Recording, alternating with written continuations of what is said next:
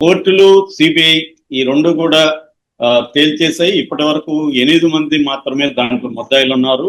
A1 ఎర్రగంగారెడ్డి, A2 Sunil Yadav, A3 Umashankar Reddy, A4 Dastagiri. ఆయన దస్తగిరి విషయంలో confusion ఉంది, అతను నిందితుడా లేకపోతే సాక్ష్యనా అని కోర్టు ఇంకా తేల్చాలి. A5 దేవిరెడ్డి శివశంకర్ రెడ్డి, A6 గజ్జల ఉదయ్ భాస్కర్ రెడ్డి, తర్వాత A7 YS Bhaskar Reddy, A8 YS Avinash Reddy. 8 మంది మీద మాత్రమే ఉంది. అయితే సిబిఐ ఇంకా విచారణ చేయాలని ఈమె చాలా పిటిషన్లని హైకోర్టులో వేసింది సునీత. సో కానీ లేటెస్ట్ గా సిబిఐ ఏం చేసిందంటే ఓన్లీ ఇద్దరిని మాత్రమే పరిశీలించింది, కిరణ్ యాదవ్, అర్జున్ రెడ్డి. కిరణ్ యాదవ్ ఎవరంటే A2గా ఉన్న సునీల్ యాదవ్ వల్ల బ్రదరు.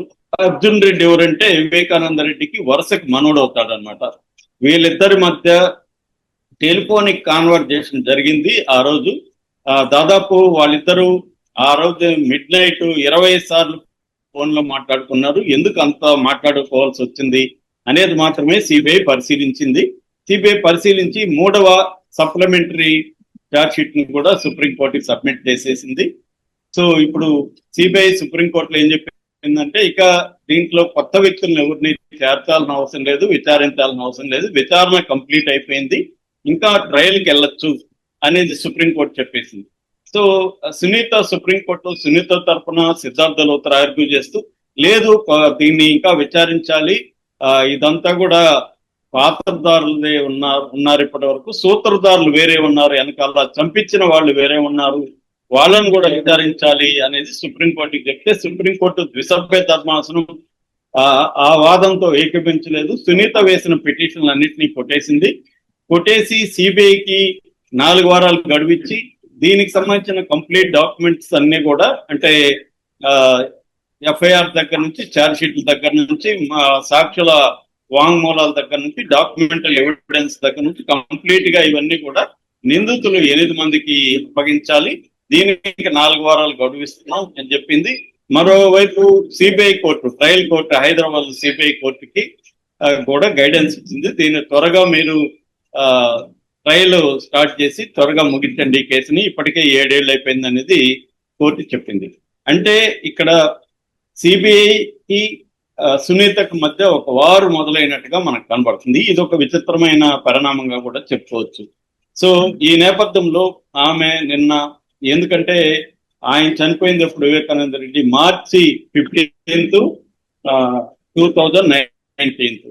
సో నిన్న ఆయన వర్ధంతి జరిగిందనమాట, 8వ వర్ధంతి. ఈ వర్ధంతి సందర్భంగా సునీత పులివెందుల్లో ప్రెస్ మీట్ పెట్టి డీటెయిల్ గా పవర్ పాయింట్ ప్రజెంటేషన్ చేసి ఆమె డీటెయిల్ గా ఎక్స్ప్లెయిన్ చేసింది. ఆమె తన నెరేటివ్ ని ఆమె ఏం చెప్పదలుచుకుందంటే సిబిఐ ఇంకొంతమంది వ్యక్తుల్ని విచారించట్లేదు, కావాలని విచారించట్లేదు, ఇక్కడ న్యాయం జరగట్లేదు, నాకు సిబిఐ త్వరగా ఈ కేసును ముగించాలనుకుంటుంది తప్ప ఈ న్యాయం చేయాలని సిబిఐకి లేదు, సిబిఐ పరిశీలించట్లేదు. యాక్చువల్ గా ఇది గుండెపోటని ఫస్ట్ చేసింది సాక్షి 7 గంటల 13 నిమిషాలకు తెల్లారితో సాక్షిలో వచ్చింది. కానీ కడపలో ఉండే సాక్షి విలేకరి వేరే చెప్తున్నాడు.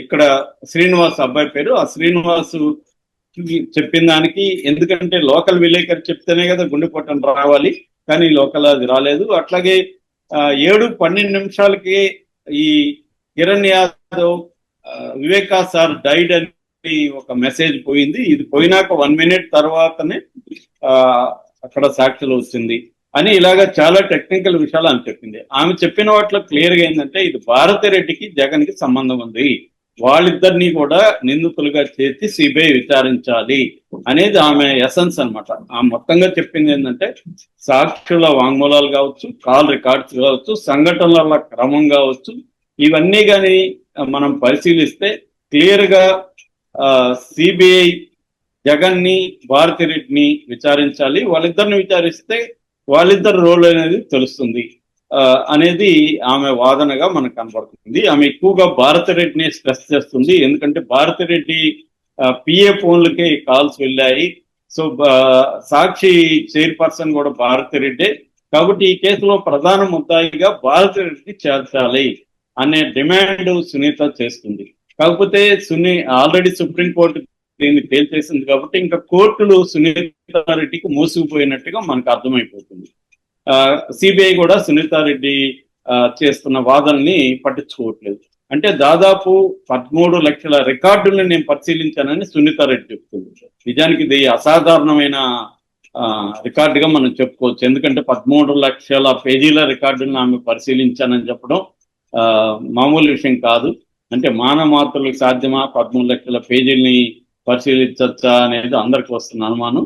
రెండోది, ఆమె రాత్రి 11 గంటల వరకు నేను చేశాను వరకు, మళ్ళీ 3 గంటలకి చేశాను, ఇవన్నీ చెప్పింది. ఏదేమైనా ఆమె చెప్పిన ఎసెన్స్ అయితే ఏంటంటే, నేను ఈ కేసును క్షుణ్ణంగా పరిశీలించాను. ఈ కేసులో అసలు ముద్దాయిలను వదిలిపెట్టి ఎవరైతే వీళ్ళంతా కూడా చేసిన వాళ్ళే కానీ చేయించిన వాళ్ళు ఎవరు, వాళ్ళు కదా ప్రధానం, వాళ్ళని వదిలిపెట్టి సిబిఐ చేస్తుంది. సిబిఐ న్యాయం చేయలేదు, అందుకని నేను న్యాయం చేయ వరకు పోరాడతాను, ప్రజలకి వివరిస్తానని చెప్తాను. ఇక్కడ ప్రాబ్లం ఏంటంటే, సునీత రెడ్డిలో చెప్తున్న వాటిలో మనకి ప్రాబ్లం ఒకటి, ఆంధ్రప్రదేశ్ లో ఎన్డీఏ ప్రభుత్వం ఉంది. సో ఈమె ఎన్డీఏ ప్రభుత్వం వైపే ఉంది. సో ఎన్డీఏ కూడా జగన్ భారతిరెడ్డిని కేసులో పెట్టడం వల్ల ఉపయోగం తప్ప నష్టమేమి లేదు. మరి ఎందుకు గతంలో కూడా చంద్రబాబు దగ్గర నుంచి అందరినీ ఆమె కలిసింది. మరి ఇక్కడ ఎన్డీఏ ప్రభుత్వం ఉంది, సెంట్రల్ లో కూడా చంద్రబాబు మీద ఆధారపడి మోడీ ప్రభుత్వం నడుస్తుంది. సో అలాంటప్పుడు సిబిఐ ఎవరి కంట్రోల్లో ఉంటది? సిబిఐ డైరెక్టర్ని ఎవరు నియమిస్తారు? మోడీని నియమిస్తాడు. ఎందుకంటే మోడీ ప్లస్ కేబినెట్ మంత్రులు వీళ్ళు కమిటీ నియమిస్తారు. ఫైనల్ గా అంటే కేబినెట్ మంత్రి, మోడీ, ఒక ప్రతిపక్ష నాయకుడు, ముగ్గురితో ఒక కమిటీ ఉంటది. ఈ కమిటీని సిబిఐ డైరెక్టర్ ని ఎన్నుకుంటది. అంటే ఫైనల్ గా ఇద్దరు మెజార్టీ ఎవరు?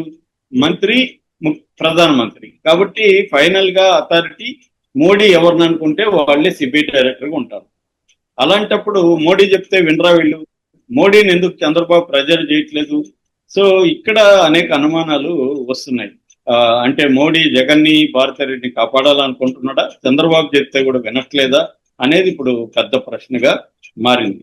మరోవైపు సుప్రీంకోర్టు కూడా మోడీ వైపు ఉండదు కదా, లేకపోతే జగన్ వైపు ఏమి సుప్రీంకోర్టు ఉండదు కదా.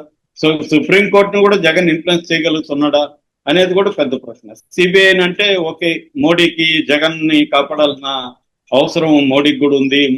జగన్ ని బతికించడం ద్వారా చంద్రబాబుని తన కంట్రోల్లో పెట్టుకోవచ్చు అని మోడీ ఏమన్నా ఆలోచించుకోవచ్చు. పైగా జగన్ గతంలో అనేక రాష్ట్రాలకి బీజేపీకి ఫండ్ ఇచ్చాడు ఎలక్షన్ టైంలో, కాబట్టి జగన్ ని సేవ్ చేయాలని సిబిఐ కానీ లేకపోతే మోడీ కానీ అనుకోవచ్చు అని మనం అనుకుందాం.